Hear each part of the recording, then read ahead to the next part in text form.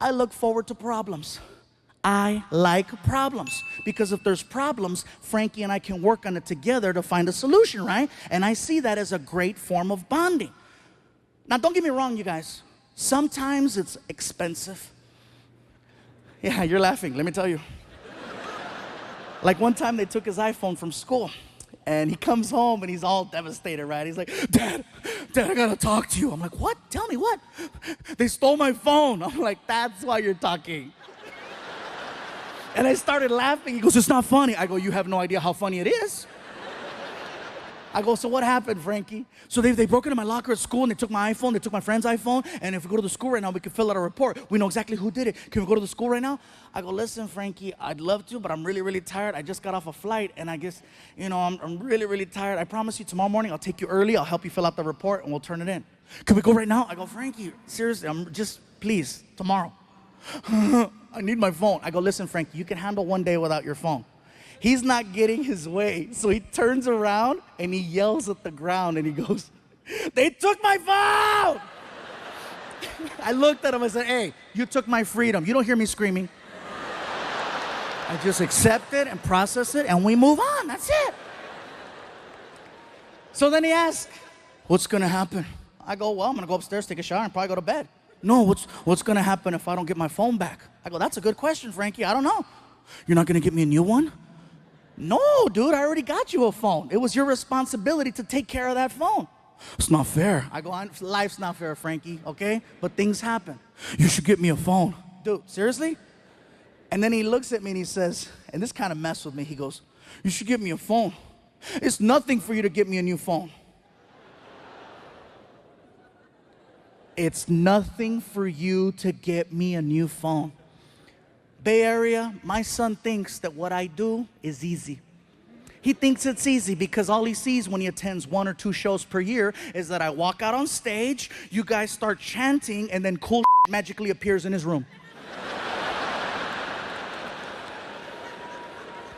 He doesn't realize that this is actually a job and there's sacrifice that comes along with it. So I told him, I said, listen, Frankie, how about this? How about you explain to me why I should get you a new phone? And if it makes sense, I'll do it right now. Go. I need one. I said, no, Frankie, you're a teenager. You don't need a phone. A cell phone for a teenager isn't a necessity. It's a luxury, okay? It's not a necessity. It's a luxury.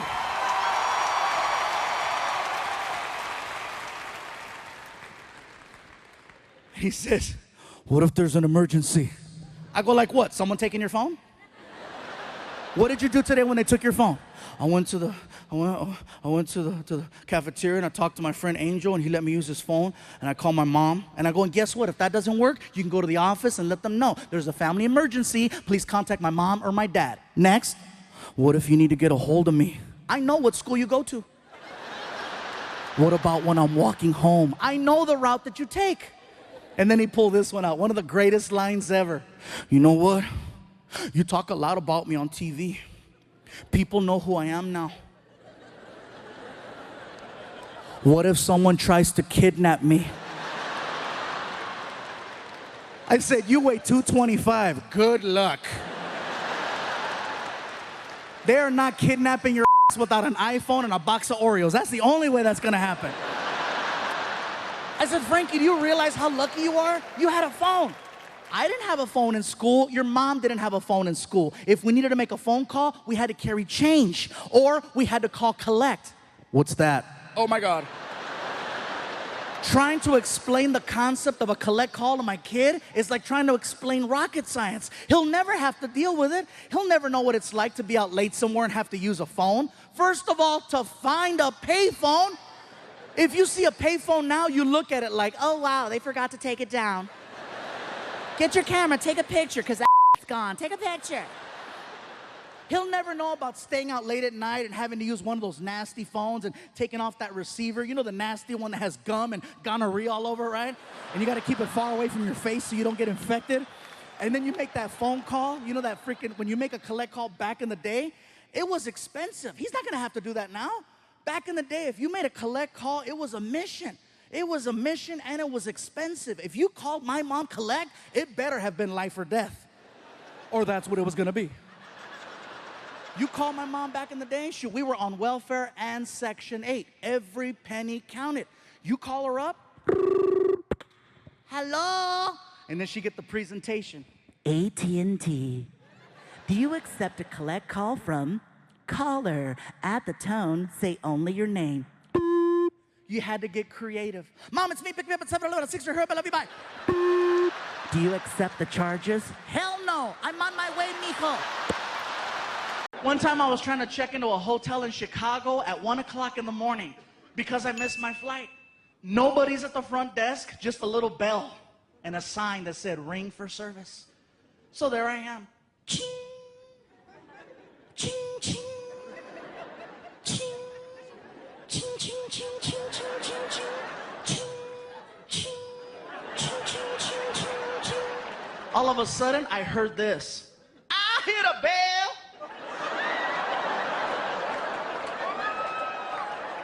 All of a sudden, this lady came out, just...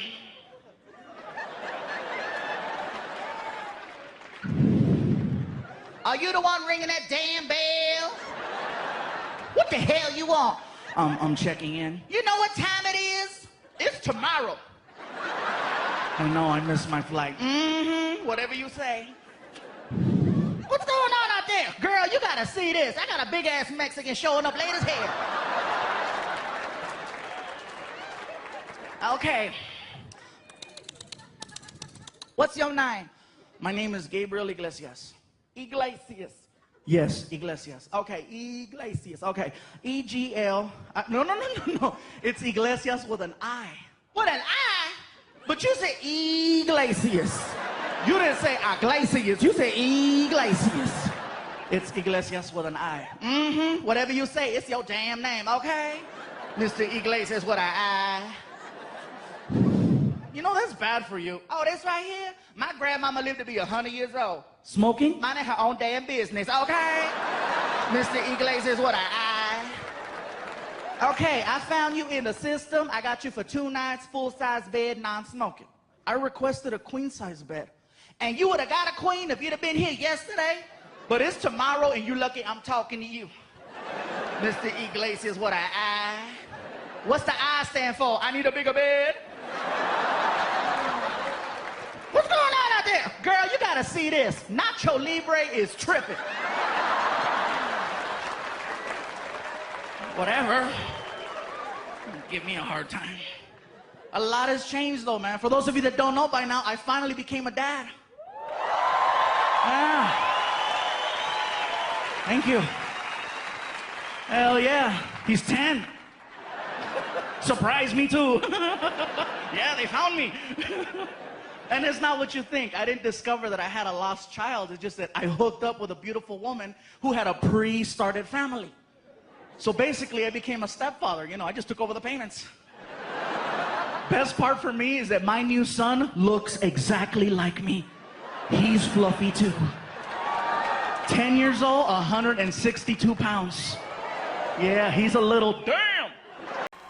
Because, yeah, after COVID, I wasn't sure what was going to happen. You know what I'm saying? Like, the only good thing I can say about 2020 for me was the fact that for some reason I managed to lose 70 pounds.